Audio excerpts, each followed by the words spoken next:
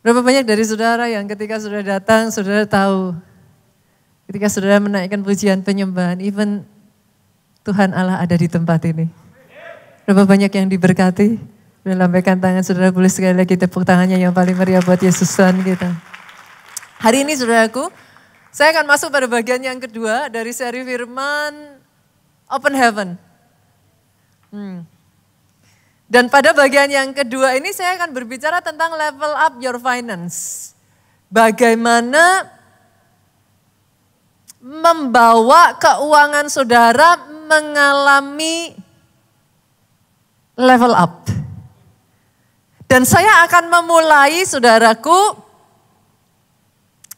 dengan mengatakan ini. Level up your finance, keuangan saudara dibawa mengalami naik level hanya bisa dimulai. Start with your mindset. Hanya bisa dimulai dengan perubahan pola pikir.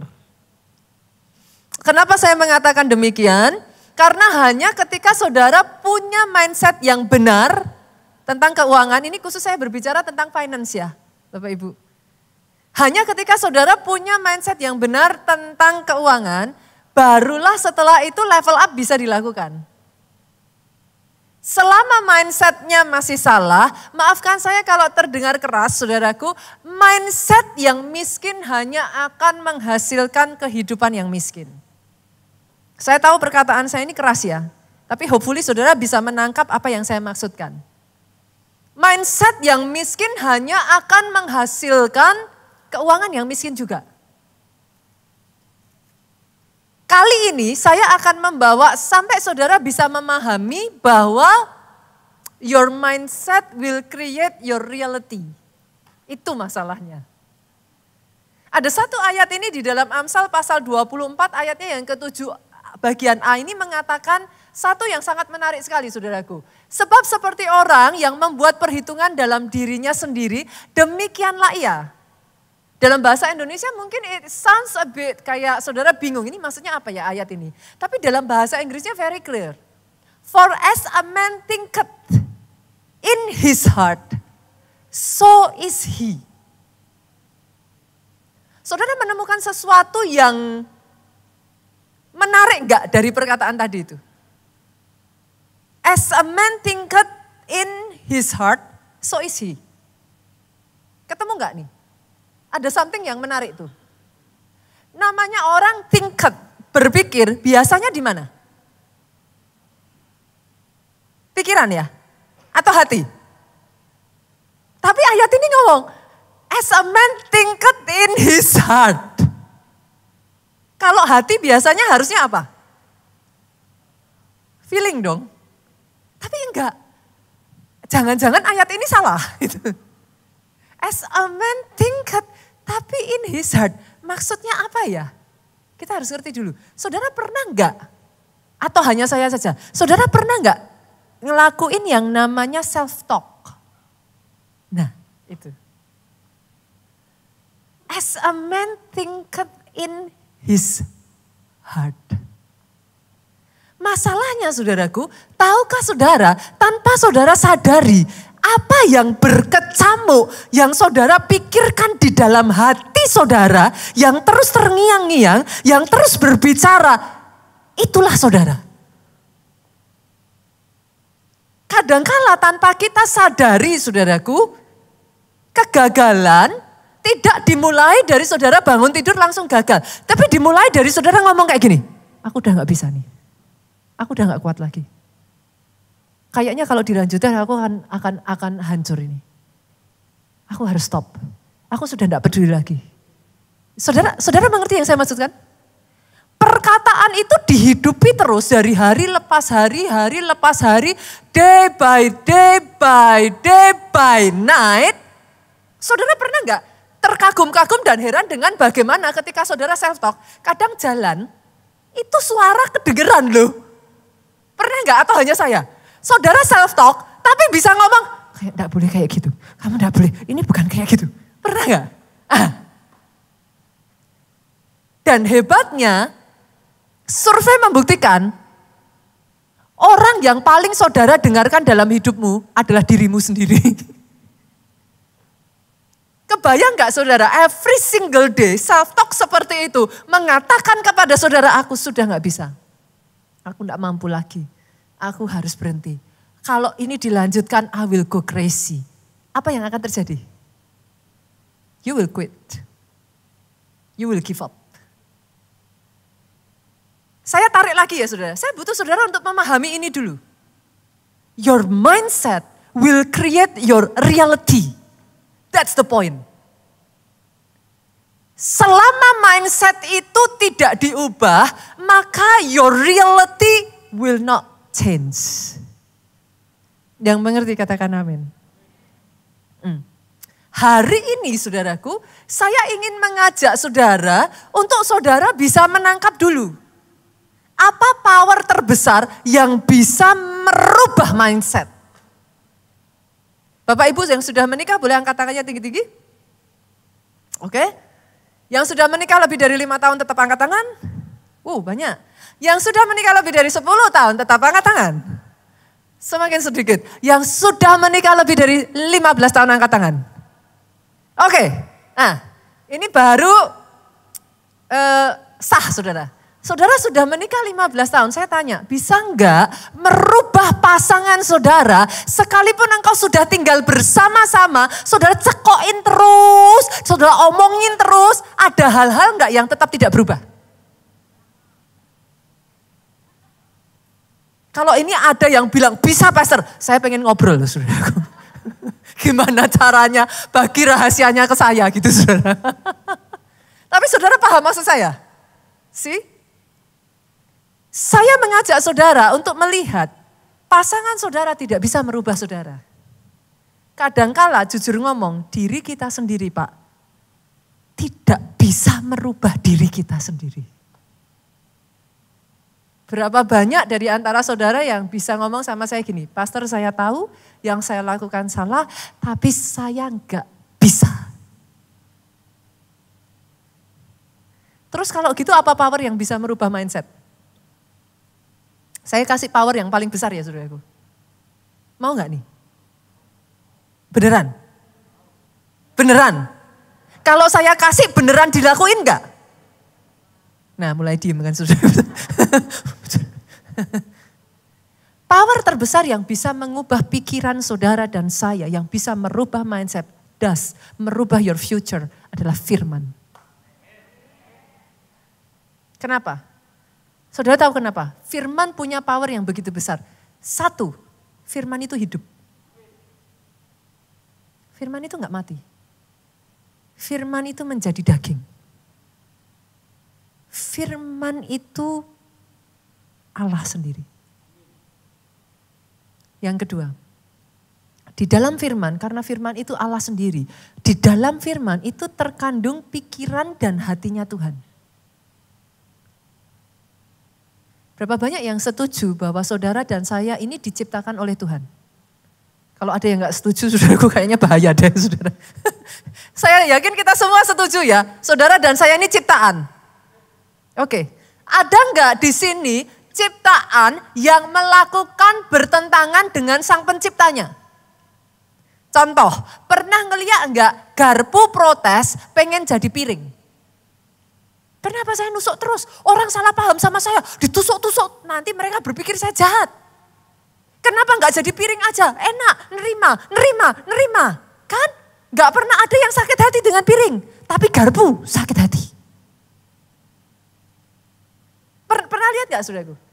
Atau kursi protes, kok saya didudukin terus? Enak tuh meja tuh. Kenapa saya gak jadi meja? Saudara mengerti maksud saya? A creation will follow the creator. Ciptaan ini diciptakan sesuai dengan sang pencipta kan? Kenapa firman punya power yang besar? Karena di dalam firman ada blueprint sejati seperti apa Tuhan mau engkau jadi. Itulah pikiran Tuhan, itulah hatinya Tuhan. Banyak kali saudaraku, kita berkata pada diri kita sendiri, I cannot. Saya enggak bisa, Pastor. Orang kayak saya ini dari latar belakang keluarga saya, bisa apa saya? Saya ini hanya orang kecil, lahir dari keluarga kecil, enggak punya apa-apa, apalah saya. Tapi firman mengatakan berbeda. Dia mengatakan di dalam dirimu ada DNA besar. Tuhan tidak pernah menciptakan engkau jadi kecil. Di dalam dirimu dia create engkau serupa dan segambar dengan Allah. Satu demi satu yang tadinya engkau ngomong aku enggak bisa. Firman ngomong sebab bagi Allah tidak ada yang mustahil. Jalan lagi kau ngomong enggak, tapi tetap enggak bisa. Firman ngomong lagi bukan hanya bagi Allah, bagi orang percaya tidak ada yang mustahil. Make sense, saudaraku? Make sense ya? Itu sebabnya nanti di rumah pulang dari ibadah seperti ini, biasanya saudara akan ngalami kayak gini. Pada saat ibadah, saudara amin. Sampai rumah hari Senin, Selasa, Rabu, Kamis, Jumat, saudara gini, kayaknya enggak bisa. Nanti minggunya saudara ke gereja lagi, saudara dengar khotbah, apalagi pendetanya semangat. Saudara langsung bilang, yes, amin. Belum sampai Selasa, saudara, baru Senin, saudara udah kayaknya enggak bisa. Kalau itu terjadi, come on, jangan menyerah. Itu yang namanya proses sedang berjalan. Installing softwarenya sampai masuk. Tapi yang namanya manusia, kalau saudara nggak hati-hati, engkau hidup kan di dunia toh. Saudara berinteraksi dengan makhluk dunia atau makhluk surga? Kan bahaya saudara kalau saudara berinteraksinya nanti dengan malaikat, dengan makhluk surga, kan saya juga pusing saudara. Selama saudara masih ada di bumi kan saudara berinteraksi kiri kanan, coba dilihat kakinya masih nampak kan? Ya sudah saudaraku. Tanpa saudara sadari, kalau nggak hati-hati, you start to adapt, mengambil value-value yang ada di dunia ini. Value dunia mengatakan, dunia ini bulat, akan berputar. Sebentar kau di atas, nanti di bawah. Nah ini ada sebagian langsung gini. Tapi sebagian, firman ngomong, engkau kepala dan bukan ekor. Engkau akan di atas dan terus naik. So what should I do, Pastor? Kalau saya mau mindset saya terus diperbaharui, saya terus mau ngalami pembaharuan pikiran, what should I do? Senggol kiri kanan, gak ada cara lain. Saudara sudah hafal lah? Apa? Nah, baca Alkitab. Kenapa? Nanti pada saat hari Minggu, saudara amin. Senin, Selasa, Rabu, Kamis, Jumat di mana saudara goyah. Mau amin atau mau aman gitu kan saudaraku. Ketika saudara masukkan itu, terus saudara brainwash, firman itu masuk. Nanti firman akan memerangi semua perkataan-perkataan yang dari dunia ini. Firman akan berkata enggak, bisa, bersama Tuhan bisa. Allah turut bekerja dalam segala perkara mendatangkan. Itu firman, percaya enggak percaya? Saudara pernah ngalami enggak? Di momen-momen tertentu dia berbicara. Kalau dia mati, sekali saudara dengar, that's it. Karena dia hidup. Dia bisa ngomong, dia bisa menuntun engkau, dia bisa terus berbicara dan ikut campur dalam kehidupanmu. Sampai di sini saudaraku, sepakat ya? Level up, starting dengan transformasi pikiran. Oke? Sampai di situ dulu saudaraku, saya akan bawa saudara yang berikutnya lagi, boleh nggak nih? Boleh ya? 5 alasan kenapa transformasi pikiran itu harus saudara punyai gitu. Jadi saya akan membagikan kepada saudara 5 hal yang harus ditransformasikan. Harus diubah. Understanding ini harus dapat dulu. Yang pertama, saudara, 5 hal ya. Yang pertama, simple. Sesuatu itu sampai terjadi, sampai menjadi kenyataan, itu dibutuhkan 2 kali dibangun. Kapan, Pastor? Pertama dibangun di sini, yang kedua baru dibangun di dalam realita. Saya kasih contoh ya saudaraku, Kejadian 11 ayatnya yang ke-6, kita baca ya. Ini cerita tentang Menara Babel, dari ayat ini kita bisa melihat bahwa segala sesuatu itu dibangun 2 kali. Dan ia berfirman, mereka ini satu bangsa dengan satu bahasa untuk semuanya. Ini barulah permulaan usaha mereka, mulai sekarang apapun juga yang mereka garis bawahi, rencanakan, tidak ada yang tidak dapat terlaksana, garis bawahi terlaksana.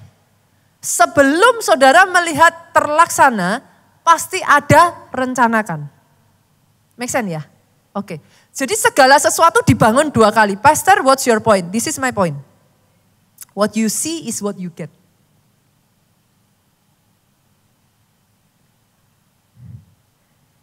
Hanya ketika saudara bisa melihat, barulah saudara bisa mendapatkan. Saya kasih contoh ya, saudaraku. Ada salah satu tokoh di dalam pergerakan gereja, histori gereja yang sangat menginspirasi saya, namanya adalah Pastor Yonggi Cho. Jauh sebelum saya mengenal Nigeria, South Korea was the home of the greatest church in the world. Jadi sebelum saya mengenal Nigeria, saudaraku, saudara harus tahu bahwa gereja terbesar di dunia itu ada di Korea Selatan. Dipimpin oleh seorang gembala sidang yang bernama Pastor Yonggi Cho ini. Amazingnya dari orang ini adalah orang yang, dia bukan orang yang spesial saudaraku. Dia adalah seorang yang pernah divonis mati, seorang yang sudah tidak punya pengharapan karena dia terkena TBC pada saat itu saudaraku, dan seharusnya dia sudah jauh-jauh waktu meninggal saudara. Tapi kalau ada satu hal yang amazing sekali dari Pastor Yonggi Cho saudaraku, dia punya visi dan iman yang besar. Pastor Yonggi Cho ini menjadi salah satu role model dari gembala senior saudara, yaitu Pastor Obaja. Dia menjaga hidupnya tetap benar sampai akhir saudaraku. Dia menutup hidupnya dan nama Tuhan dipermuliakan. Dia adalah seorang yang mempercayai bahwa Tuhannya selalu punya rencana yang besar. Begitu uniknya Pastor Yonggi Cho ini sampai-sampai saudaraku, begitu besarnya visi yang dia punyai, pada saat jemaatnya itu baru less than 10 people. Kurang dari 10 itu kalau saya kumpulin, 1 maaf ya Pak, 2, 3, 4, 5, 6, 7, 8, 9, 10. Atau saya ambil di tengah-tengah. Ini 10 saya kumpulin jadi 1 ya. Di titik di mana dia baru ibadahnya itu baru terdiri dari 10 jemaat less than 10. Saudaraku, Tuhan memberikan visi kepada Pastor Yonggi Cho 3.000 jiwa. Buat saudara angka 3.000 sekarang not a big deal ya. Tapi tahukah saudara pada saat itu the biggest church di Korea Selatan itu baru 300 orang. Gitu. Jadi Pastor Cho di saat jemaat baru 10 orang, dia diberi Tuhan visi 3.000. Begitu rupa dia menghidupi visinya, saudara lihat ini. As a man thinketh in his heart, so is he. Begitu dia menghidupi visi itu, saudaraku, di setiap kali khotbah, dia menganggap dia tidak khotbah di depan 10 orang. Alhasil, waktu dia khotbah, dia teriak-teriak, saudara. Amin! Itu jemaat di depan, Pastor, kami cuma 10 orang. Pastor gak perlu teriak-teriak, kami bisa dengar.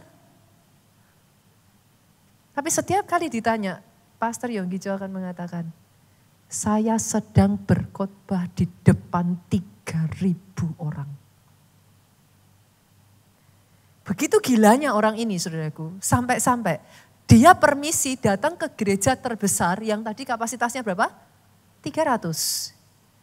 Dia permisi, dia masuk ke gereja terbesar, saudara tahu apa yang dilakukan? Diukur gedungnya, saudara. Dia membayangkan kalau 300 segini besar, kalau 3.000 berarti satu hari nanti aku akan membangun gedung 10 kali lipat lebih besar dari gedung ini. Saudara tahu apa yang dia lakukan? Every single day, dia bangun tidur, dia lihat 3.000.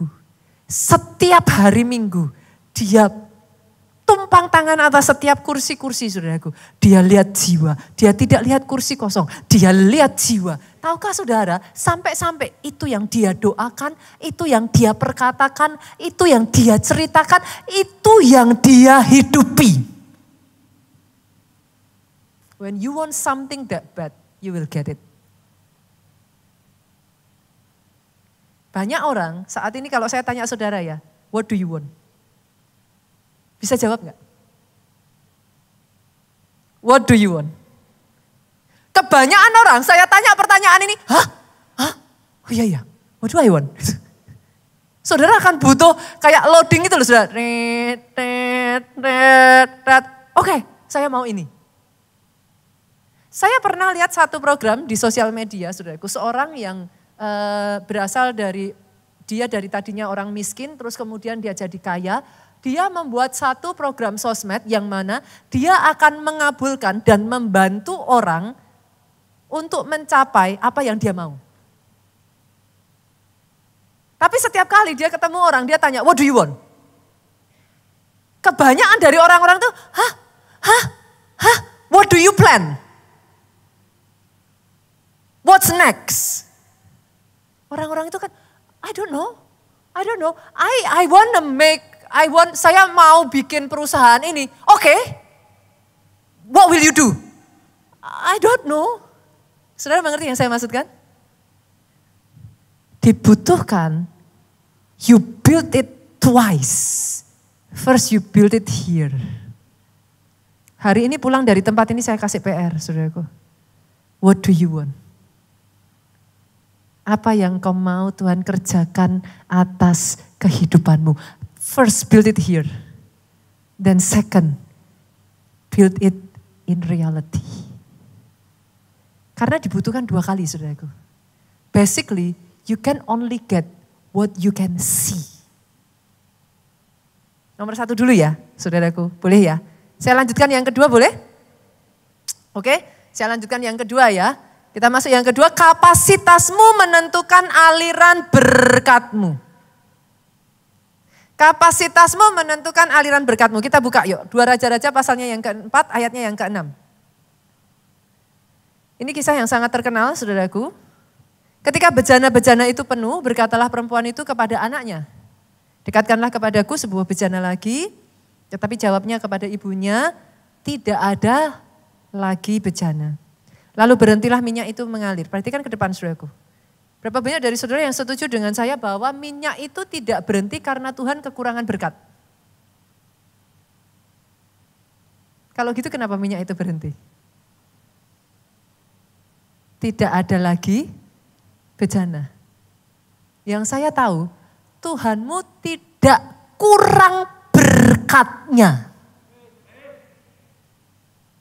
Saya tambah lagi boleh? Tuhanmu tidak kurang cara untuk memberkati engkau. Saya tambah lagi supaya semakin seru. Tuhan yang saudara dan saya kenal bukan Tuhan yang pelit. Dia Tuhan yang memberikan anaknya yang tunggal kepada saudara dan saya. Dia bukan Tuhan yang pelit. Tapi seberapa bejananya menentukan apakah akan mengalir terus minyaknya. Oke? Kapasitas. Kalau sudah tidak ada lagi kapasitas, minyak tidak akan bisa mengalir. Saya kasih perumpamaan yang simpel aja boleh Bapak Ibu. Kalau nanti saudara keluar dari tempat ini, let's say hujan, deras. Saya tanya nih, menurut saudara hujan deras berarti airnya banyak enggak? Bisa enggak air yang banyak itu saudara bawa pulang? Ada yang gini? Bisa enggak? Ada yang gini? Yang bilang bisa gimana Bu? Bawa botol, pakai tangan, seberapa saudara bisa bawa air hujan itu pulang? Let's say saya ganti deh, ini semua gak tertarik kalau air hujan. Saya ganti hujan emas. Ini tiba-tiba, Kalau saudara keluar and then hujan emas. Oke, emas sekarang 1 kilo, 1,5 M. Saudara. Tertarik saudara? Mulai tertarik, oke. Seberapa kira-kira hujannya deres nih, hujan emasnya deres. Saudara bisa bawa pulang gak? Oh, mulai hidup kan saudara kalau hujan emas? Bisa dibawa pulang? Oke. Seberapa saudara bisa bawa pulang? Sebanyak-banyaknya. Tergantung apa Bu? Tuhan saudara gak pelit. Berkatnya lebih dari siapapun di muka bumi ini, even more than your parents ya. Dia Tuhan yang mau memberkati saudara. The question is not apakah Tuhan mau memberkati, the question is not apakah ada berkatnya. The question is seberapa bejana dan wadah yang kita punya.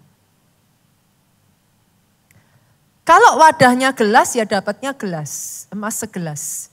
Kalau wadahnya botol ya emas sebotol. Kalau wadahnya ember ya emas seember. Apalagi? Saudara bawa wadah apa lagi? Kalau saudara berpikir, waduh puji Tuhan nih pas hujan emas nih. Daripada gelas, botol, piring, apapun, saudara dirikan waduk. Maka saudara akan dapat emas sewaduk. Itu pola pikirnya ya.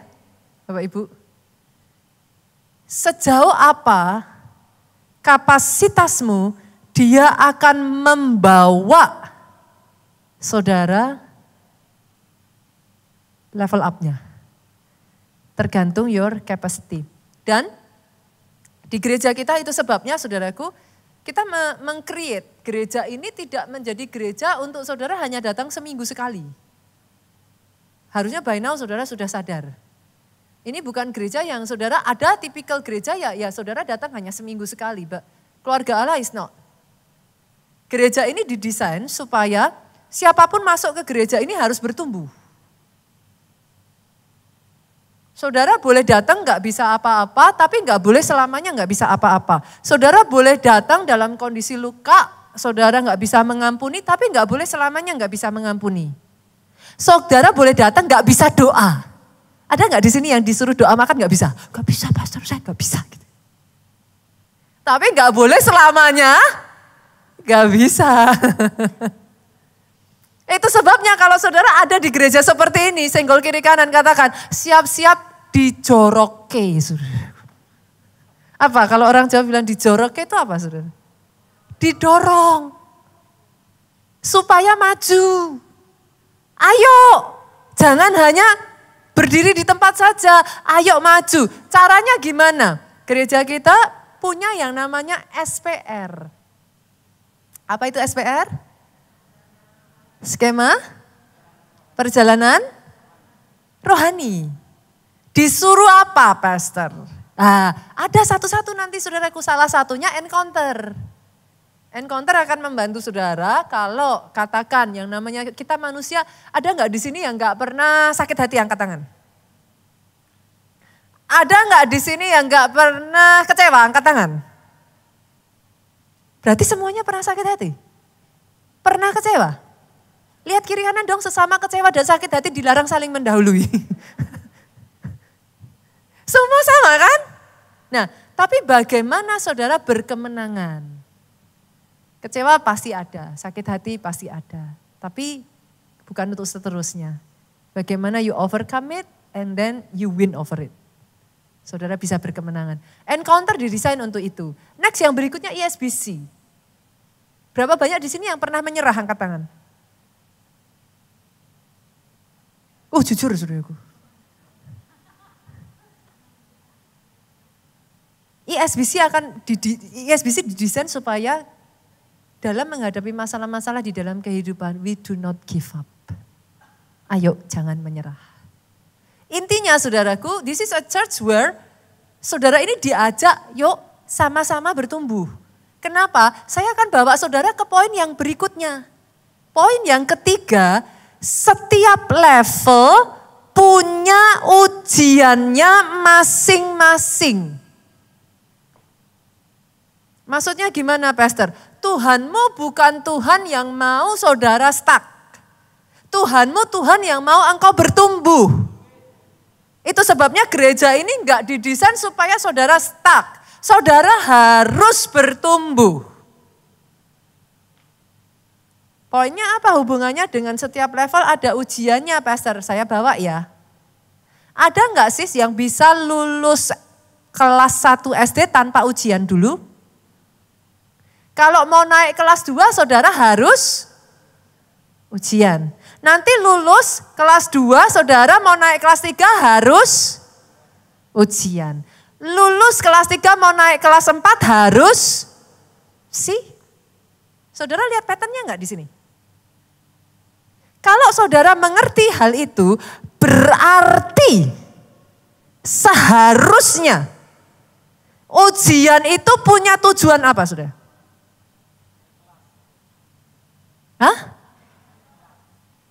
Mempersiapkan saudara siap untuk naik level.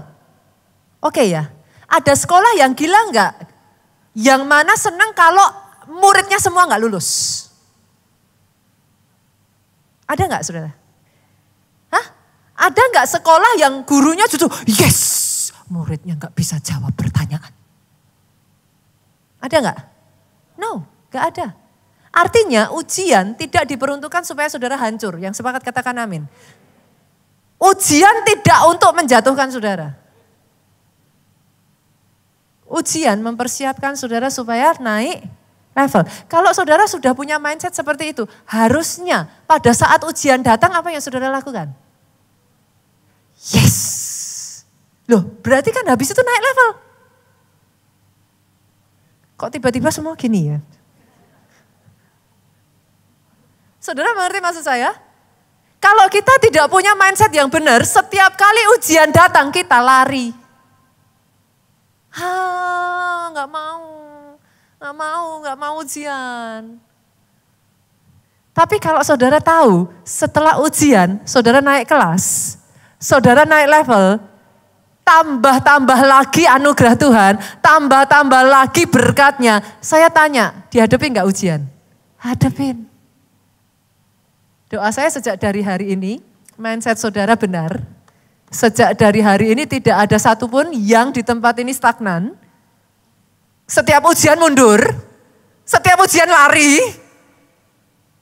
Tapi sejak dari hari ini, yang baby naik jadi toddler. Toddler naik jadi teenage. Teenage remaja naik jadi youth. Youth akhirnya jadi dewasa. Semuanya dewasa, dewasa, dewasa, dewasa, rohani. Sepakat? Oke. Ujian selalu, setiap level itu punya ujiannya. Jangan pernah menghindari ujian.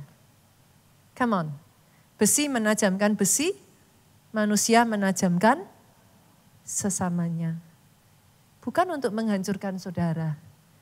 Sama seperti Yusuf saya berdoa sampai satu kali nanti saudara bisa berkata, manusia mereka-rekakan yang jahat.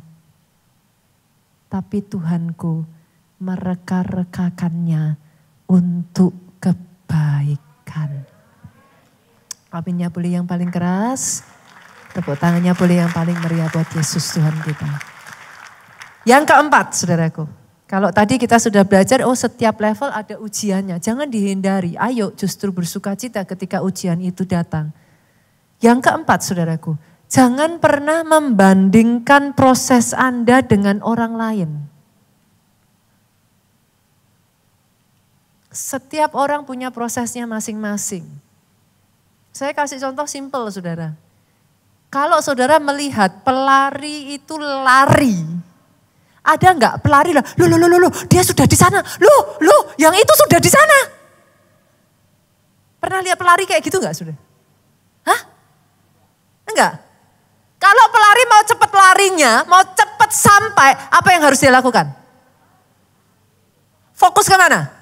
Fokus lihat kiri kanan? Loh, saya tertinggal. Loh, dia kok sudah dibawa Tuhan ke sana. Loh, saya masih di sini. Fokus ke mana? Fokus ke depan. Kalau fokus ke depan, fokus ke pantatnya temennya. Loh, selalu lihat aja, loh dia sudah ini, sayanya masih tertinggal. Fokus ke mana? Garis finish.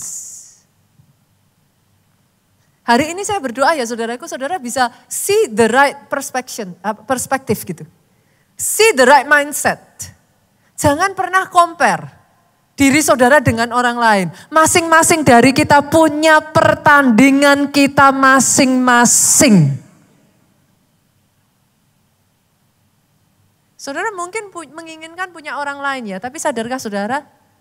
Ada yang kau miliki yang diinginkan orang lain loh. Sama seperti kau mungkin gak bisa mendapatkan punya orang lain. Tapi tahukah saudara, kalau itu sudah jadi berkatmu, orang lain mau ambil pun tidak akan bisa. Jangan pernah membandingkan diri. Proses satu orang dengan proses orang lain berbeda. Number one, yang pertama, kalau saudara sudah tahu prosesnya beda, boleh yang nomor satu, jangan jadi orang Kristen cepat menghakimi ya. Sepakat? Saudara nggak tahu kok apa yang dilalui orang lain. Kalau saudara nggak tahu, serahkan aja pada yang tahu. Jangan menghakimi. Karena firman Tuhan mengatakan, sebagaimana engkau menghakimi, engkau akan dihakimi. Jadi serahkan. Yang kedua, kalau saudara tahu proses setiap orang berbeda, jalani prosesmu. Karena orang lain ada di certain position karena sudah menjalani prosesnya. Kalau saudara langsung masuk ke sepatunya, belum tentu siap. Bisa pun belum tentu siap. Jalani proses masing-masing. Yang terakhir, yang kelima. Ini konsep dasar dulu ya Bapak Ibu ya. Saya kikis satu-satu konsep dasarnya dulu ya. Yang kelima, bertahanlah sampai pintu terbuka, sampai rencana Tuhan, apa yang Tuhan mau level up, itu terjadi di dalam kehidupanmu. Kenapa saya mengatakan seringkali banyak orang punya mindset yang salah tentang bertahan. Ada sebagian orang tanya sama saya kayak gini sudah. Pertanyaan yang menurut saya pengen saya cekik sih. Pastor, berapa lama saya harus bertahan? Sorry, bertahan gak ada expirednya. Pastor kok kejam gitu. Ya yes. Petani bodoh mana yang setelah dia menabur tidak bertahan sampai masa penuaian. Saudara gak bisa, saudara menabur berharap saudara menuai, tapi saudara tidak bertahan di masa menuai. Yang namanya bertahan, saudara nggak pernah bisa tanya sama saya, Pastor saya bertahan berapa lama? Bertahanlah sampai rencana Tuhan digenapi atas hidupmu. Bertahanlah sampai waktu Tuhan tiba untuk engkau diangkat. Bertahanlah. Itu sebabnya firman Tuhan berkata, tahan uji. Once again nyebelinnya, tahan uji terbukti lewat ujian. Sekarang make sense gak saudara? Poin-poinnya dapat ya? Oke. Nah sekarang dari poin-poin yang sudah ada 5 tadi, segala sesuatu dibangun 2 kali. Yang pertama, dibangun dari sini dulu, baru dibangun di alam nyata. Artinya what you see is what you get. Yang kedua tadi apa Bapak Ibu? Ada yang mencatat gak? Wow, kapasitas menentukan aliran berkat. Saudaraku senggol kiri kanan dicatat. Nanti sampai luar udah lupa loh saudara. Saudara ditanya tadi khotbahnya apa? Aduh, kayak hujan emas Mas. Tadi hujan emas deh. Dicatat saudaraku. Jadi biar gak lupa. Nanti apa firmannya gitu kan. Jadi yang kedua apa? Kapasitas menentukan aliran berkat. Yang ketiga apa? Setiap level ada ujiannya. Yang keempat apa? Proses setiap orang berbeda. Jangan bandingkan dengan orang lain. Yang kelima, bertahan sampai selesai. Loh itu ada firmannya loh saudara. Sebab yang bertahan sampai kesudahannya yang selamat. Loh, ada firmannya itu. Jadi kalau saudara nanti tanya, pastor mau berapa lama lagi saya harus bertahan? Bertahan sampai selesai. Sepakat ya? 5 dasar ini saudara dapat dulu, sekarang saya bawa next. Karena beberapa kali saya menemukan di gereja kita itu kan selalu dibagikan nilai-nilai rohani, saudara. Because this is church. Mau dibagikan nilai apa lagi gitu kan, saudaraku? Ya pasti nilai rohani. Tapi seringkali saya menemukan ada orang-orang yang setelah dengar itu masih gini, terus saya harus apa ya, pastor? Saya jadi ikut pusing, saudara. Hah? Harus apa ya? Tadi kayaknya sudah dibagiin gitu kan. Nah, saya hari ini akan mencoba, saudara, khususnya di bulan Februari ini, kita akan mencoba untuk menambahkan kepada setiap jemaat ini financial wise. Karena ini sedang berbicara tentang financial, open heaven. Basically berbicara tentang langit terbuka, berbicara tentang financial. Saya akan menambahkan, boleh nggak nilai-nilai financial, hopefully tidak terlalu duniawi. Nanti ada yang tanya, Bu Nita kok bagiinnya kok ini? Kan di gereja gitu kan. Nah, karena saya ingin memperlengkapi juga supaya secara sisi rohani kuat, tetapi pemahaman keuangan juga harus kuat. Boleh ya? Saya bagi menjadi 2, saudaraku. Yang pertama adalah buat saudara yang saudara bekerja di bawah orang lain. Berarti dalam hal ini mungkin saudara profesional, mungkin saudara seorang karyawan, apapun itu, saudara bekerja di bawah orang lain. Itu yang pertama. Yang kedua, saudara running your own business. Saudara punya bisnis usaha saudara sendiri. Saya sering ditanya, mana lebih baik, pastor? Mana lebih baik? Karena seringkali kalau saudara nggak hati-hati, sosmed selalu mengatakan loh saudaraku, wah kamu harus bekerja sendiri. Jangan bekerja di bawah orang lain. Nanti dulu saudara. Menurut saya, dua-duanya sama-sama baik. Kenapa saya katakan demikian? Kalau memang saudara punya kemampuannya untuk bekerja sendiri, that's good. Tapi harus disadari juga loh saudaraku, seorang bisnismen punya resiko yang jauh lebih besar. Banyak orang mau hanya berkatnya, nggak mau tanggung jawabnya. Sebaliknya saya melihat orang-orang tertentu juga ya saudara, ketika dia bekerja sendiri justru malah nggak bisa. Apakah itu berarti dia kalah baik? Enggak. Everybody wired differently. Setiap orang beda. Saudara nggak bisa ngomong bahwa, oh berarti kamu lebih lemah. Oh berarti kamu kalah hebat. Nggak bisa. Saya melihat ketika dia bekerja sendiri malah hancur. Ketika dia bekerja di bawah orang lain justru naik, melejit dan prestasinya hebat. Make sense Bapak Ibu? Oke. Kenapa saya bedakan menjadi 2? Karena memang ada berbeda, sedikit berbeda saudaraku. Oke, saya tarik ya, yang pertama dulu ya. Buat saudara yang bekerja di bawah orang lain. Maka yang pertama, prinsip yang pertama yang harus saudara pegang. Kuasai pekerjaan saudara dengan sungguh-sungguh. By this time, saya sedang berbicara, let's say saudara adalah orang dengan gaji UMR. Saya terlalu ini gak saudara ngomong seperti ini? It's okay kan? Oke ya, hopefully nanti saudara dapat mappingnya, petanya. Kalau saudara adalah seseorang yang bekerja dalam standar UMR, kita udah masuk nih di sini nih. Oke? Kalau saudara bilang sama saya, pastor, kalau enggak, saya belum punya pekerjaan gimana? Kembali ke minggu depan. Kembali ke minggu lalu saudaraku. Senggol kiri kanan harus kerja. Itu firman Tuhan minggu lalu. Sepakat ya? Ini minggu ini saya berharap sudah dibawa maju. Jadi in case ada di antara saudara yang saudara masih ngomongnya, aduh pastor saya belum punya penghasilan. Masuk ke minggu lalu dulu saudara. Itu prinsip-prinsip minggu lalu masuk ke situ. Jangan malas, apa-apa dan selanjutnya saudaraku. Tapi hari ini saya masuknya starting dengan UMR. Oke? Kalau saudara punya gaji UMR, balik lagi senggol kiri kanan katakan bersyukur. Loh benar saudara, ada banyak orang yang gajinya bahkan tidak sampai seperti saudara.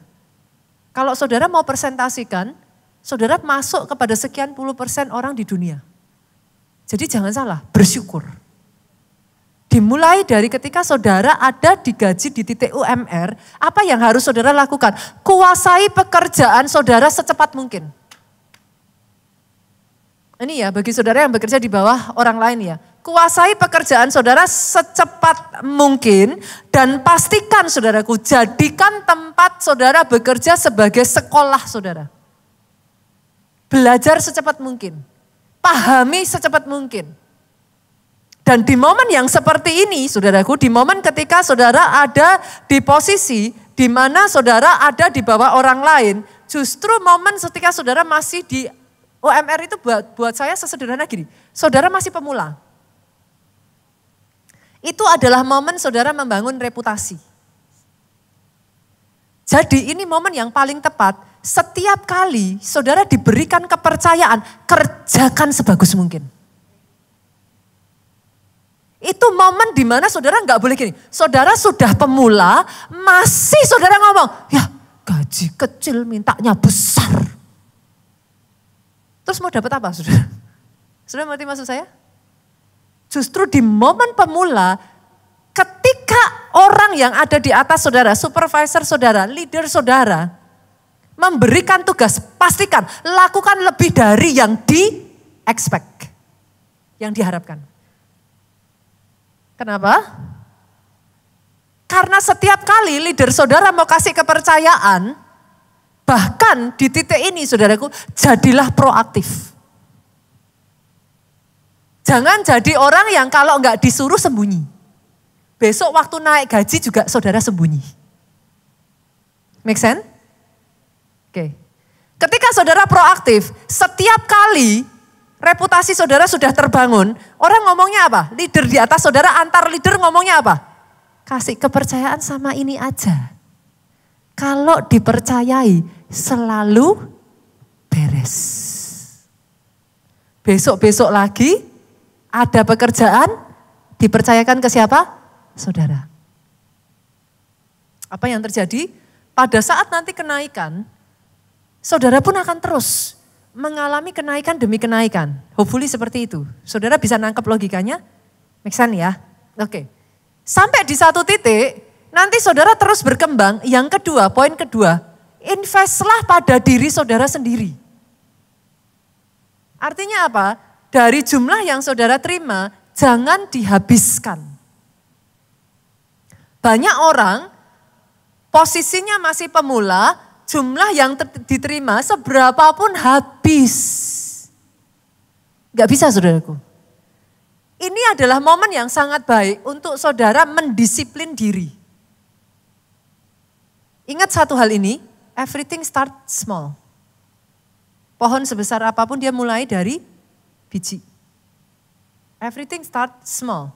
Kalau sejak dari kecil engkau tidak bisa mendisiplin yang kecil, dikasih besar, bahaya.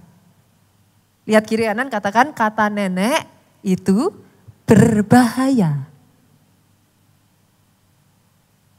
Kalau dikasih 1 juta aja saudara nggak bisa mengelola, bayangkan 100 juta di tangan saudara justru lebih bahaya kalau habis. Masing-masing itu ada fasenya saudara. Setidak menyenangkan itu, semua itu ada fasenya. Ketika masih fase kecil, belajarlah mendisiplin diri saudara. Sepakat? Yang ketiga ya, lanjut lagi ya.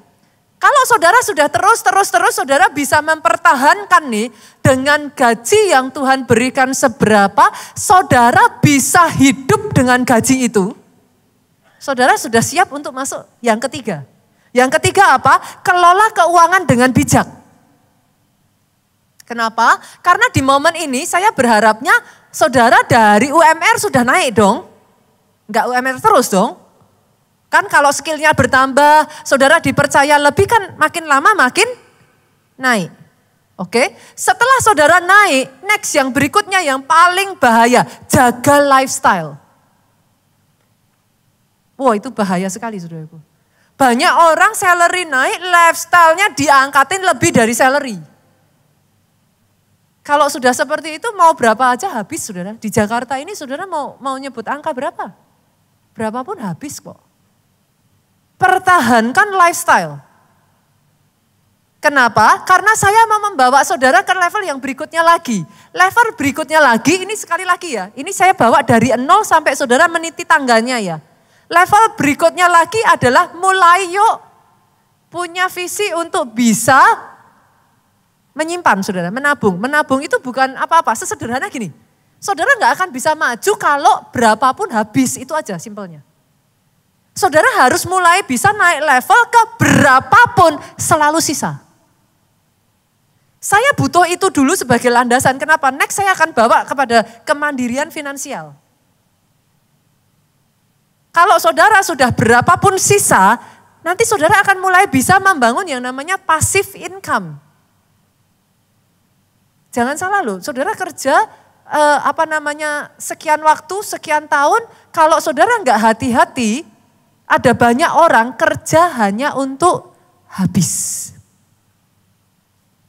Nggak pernah bangun passive income.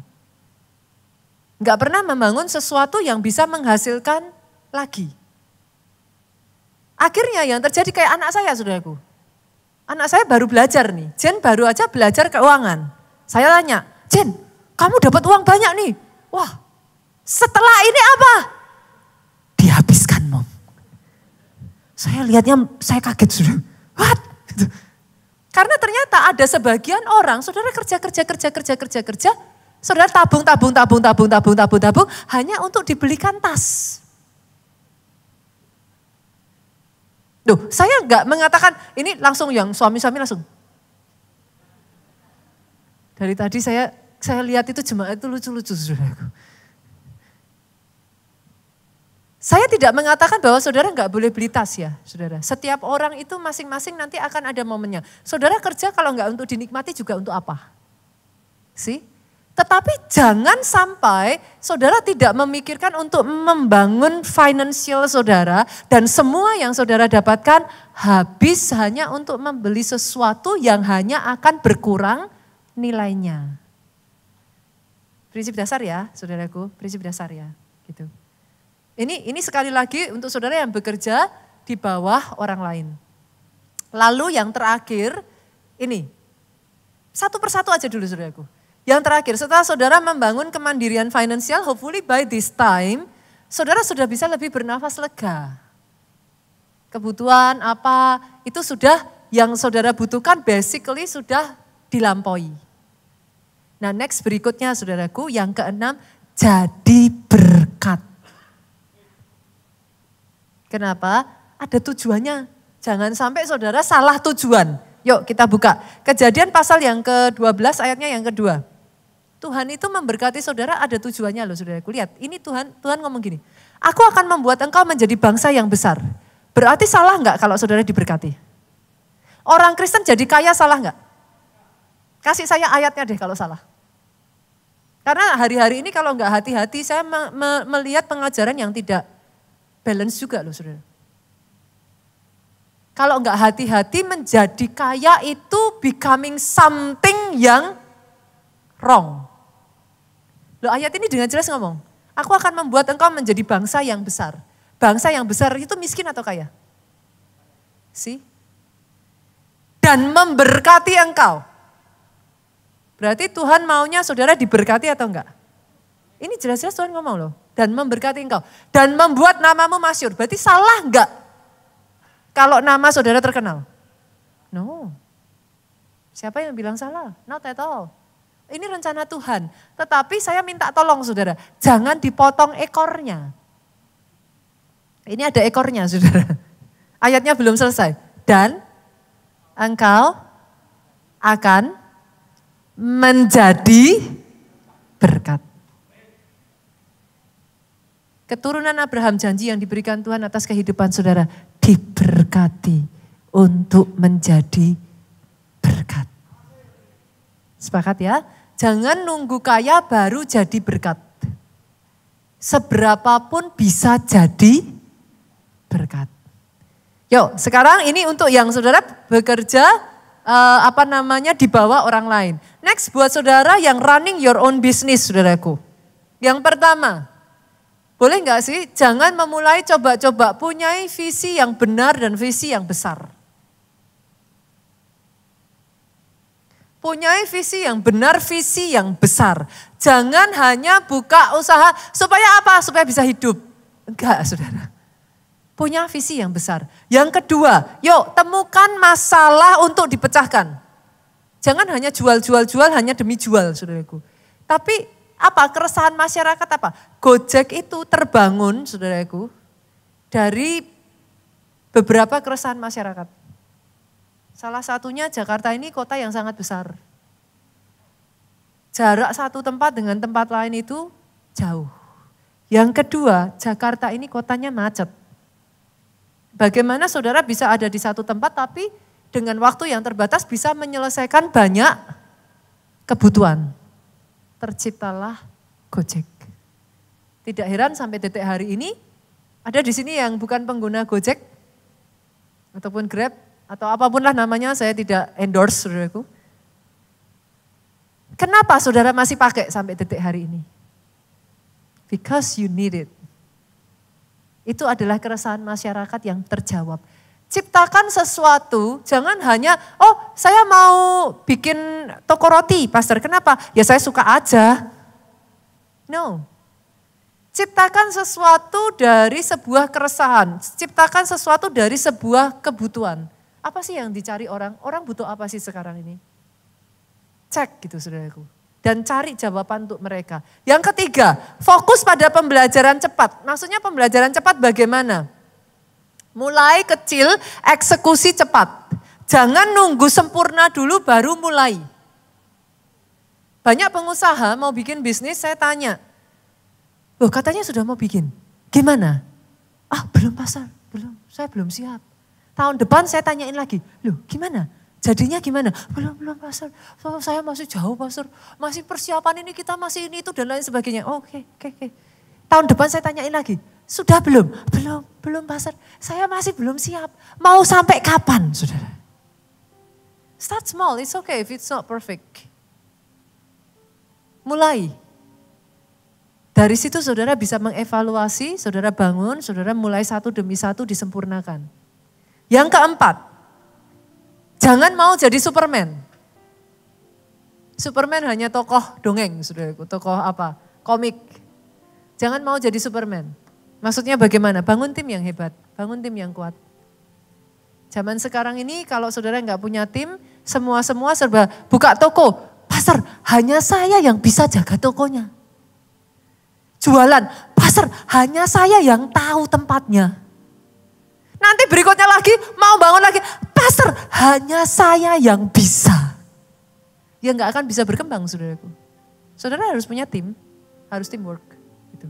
Yang kelima yuk, gunakan teknologi untuk skalabilitas. Maksudnya gimana? Zaman sekarang ini revolusi teknologi menurut saya saudara. Mau nggak mau kalau saudara skalanya mau lebih besar ya teknologi harus diikut sertakan. Harus terbiasa saudaraku, kalau saudara ngomong, tapi saya nggak tahu pastor, tapi saya gaptek pastor. Saat ini sangat banyak perusahaan besar saudaraku, bahkan universitas-universitas besar saudara, seperti Harvard, Oxford, Stanford. Mereka memberikan pengetahuan-pengetahuan ataupun pelajaran-pelajaran gratis tentang teknologi. Ya sekarang mau nggak mau ya saudaraku, ya harus belajar AI. Mau nggak mau saudara harus satu persatu bisa menguasai. Karena ini perkembangan udah sangat cepat sekali saudaraku. Kalau saudara nggak menguasai semuanya itu, sehebat apapun akan tertinggal loh. At least kalau saudara tidak bisa, cari cara ada orang yang bisa untuk mengajari saudara. Dan akhirnya saudara merevolusi juga pekerjaan yang saudara lakukan gitu. Dan yang terakhir saudara, saya akan tutup dengan ini, yang terakhir. Bangun jaringan yang kuat. Minggu lalu kita sudah belajar mengenai hal ini ya, saya rasa ya sudah. Masih ingat kisah dari orang lumpuh di pinggir kolam Bethesda? Ternyata minggu lalu kita menemukan loh, dia tetap lumpuh karena apa? Dengan bahasa kerennya nggak ada koneksi loh saudara. Alkitab mencatat karena tidak ada seorang pun yang menolong dia. Kalau di zaman sekarang ya nggak ada koneksi. Masalahnya ada banyak orang yang disuruh membangun koneksi tapi saudara enggan, saudara malu, saudara terlalu ini gitu. Gak bisa. Sekarang ini zaman networking saudara. Justru bangun, nanti saudara dengarkan kesaksian yang setelah firman. Justru networking itu membuat jauh lebih besar lagi. Berapa banyak yang mau di 2025 ini saudara menyaksikan. Ini jadi 1 tahun yang spesial di mana saudara melihat level up justru terjadi di momen yang tidak saudara pikirkan. Ketika satu demi satu mindset diperbaiki, satu demi satu saudara mulai lakukan, kerjakan itu dengan setia. Saya to be honest ya saudaraku, I'm excited. Saya sangat excited. Saya percaya dan saya pegang firman Tuhan, kebenaran firman ini. Berjalan melalui air dan tidak dihanyutkan. Berjalan melalui api tapi tidak dihanguskan. Saya excited to see apa yang Tuhan akan kerjakan di tahun ini. Saya setuju dari sebagian hamba Tuhan yang mengatakan this will be a landmark year. Ini tahun yang tidak akan terlupakan gitu. It's a landmark year gitu. 1 tahun yang can be amazing. Tapi yang saya percaya, saya akan melihat the miracle worker mengerjakan dengan cara yang ajaib. Bangkit berdiri jemaat Tuhan. Membelah laut yang teduhkan badai, yang mustahil pun terjadi karena kuasa-Mu yang pegang hidupku, yang buka jalan bagiku. Siapa dia? Kau pembuat mujizat sejati. Kawan katakan, yang membelah laut, yang memecahkan badai, yang mustahil pun terjadi karena kuasa-Mu yang pegang hidupku, yang buka jalan bagiku. Apa buat mujizat sejati. Yang terakhir saudara katakan, yang membelah laut, yang teduhkan. I will see it Lord. Sebab roh Allah Tuhan Allah ada padaku. Oleh karena Dia mengurapi aku. Satu demi satu Tuhan. Apa buat mujizat sejati yang pegang hidupku, yang buka jalan bagiku. Kau membuat mujizat sejati yang pegang hidupku, yang buka jalan bagiku. Sama-sama katakan, Kau membuat mujizat sejati